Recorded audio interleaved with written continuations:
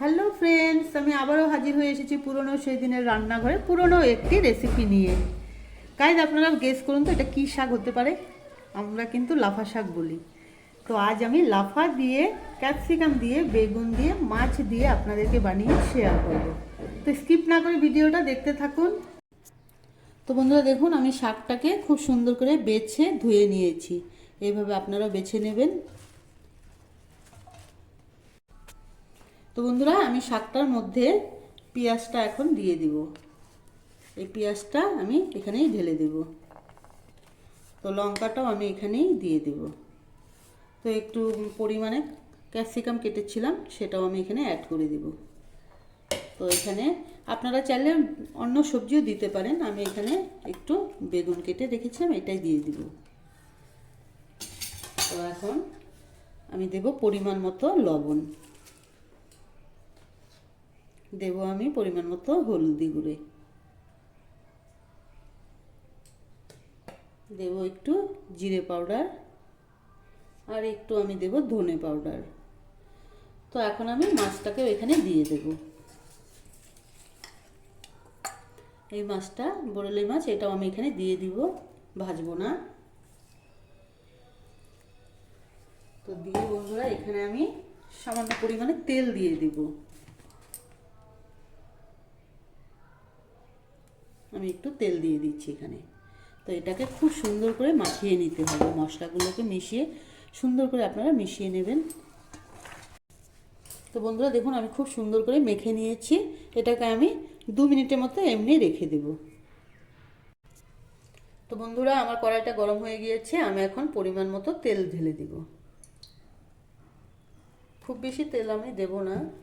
তো এখানে আমি একটা শুকনো লঙ্কা দিয়ে দেব।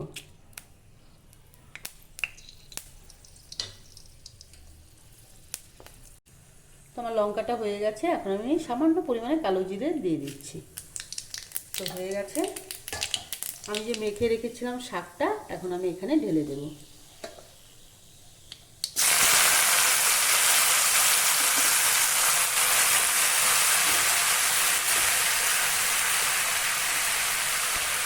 বেশি আমি হাতা লাগাবো না বন্ধুরা, নাহলে মাছগুলো ভেঙে যাবে।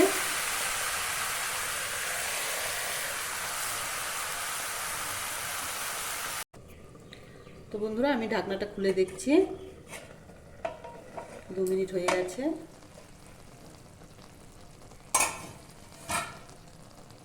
হ্যাঁ, এক পাশে তো হয়েই গেছে মনে হচ্ছে।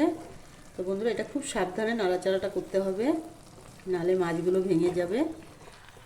এভাবে আমি উল্টে দেব। মাছও ভাঙবে না, এভাবে উল্টে দিতে হবে। তো আমি আরেকটু ঢেকে দেব।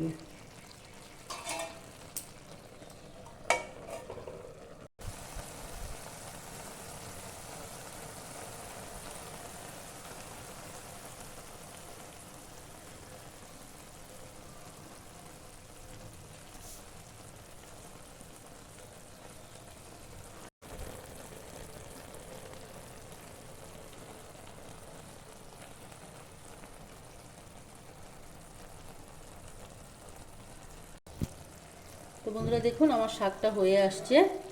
আর এখানে কোনো আমি জল অ্যাড করব না, জল দিতে হয় না। কেন, লাফা শাকের যে একটা জল আছে, সেই জলটা দিয়ে সব কিছু কিন্তু সেদ্ধ হয়ে যাবে। এক্সট্রা করে আমি আর জল দেব না।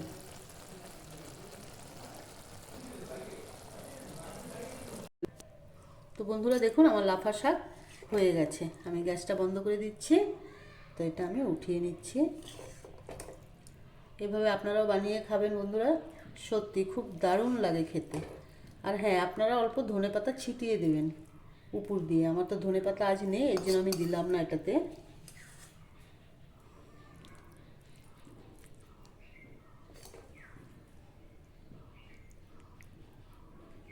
তো বন্ধুরা দেখুন, আমার লাফা শাক রেডি। এভাবে আপনারাও বানিয়ে খাবেন। আর হ্যাঁ, ভালো লেগে থাকলে লাইক, কমেন্ট, শেয়ার, সাবস্ক্রাইব করতে ভুলবেন না। আর ঘরে অবশ্যই বানিয়ে খাবেন। আজ এই পর্যন্তই। Bye bye.